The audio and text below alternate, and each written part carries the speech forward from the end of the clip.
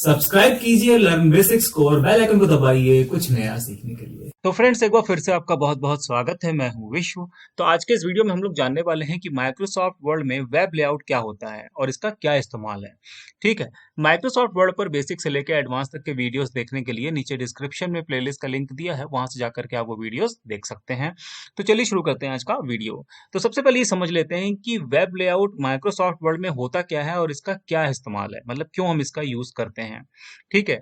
कभी कभी क्या होता है, हम अपनी वेबसाइट के लिए जो डॉक्यूमेंट प्रिपेयर कर रहे होते हैं उसे हम माइक्रोसॉफ्ट वर्ड में प्रिपेयर करते हैं। तो उस समय हमें इसकी जरूरत पड़ती है कि अगर हम उस डॉक्यूमेंट को वेबसाइट पर पब्लिश करेंगे तो वो कैसा दिखेगा।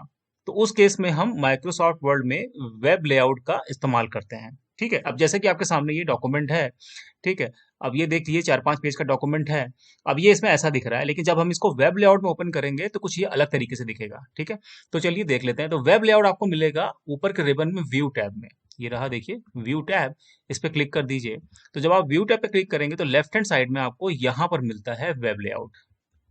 ये रहा वेब लेआउट।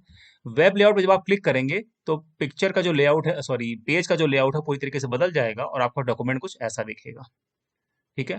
तो इसलिए हम वेब लेआउट का इस्तेमाल करते हैं माइक्रोसॉफ्ट वर्ड में।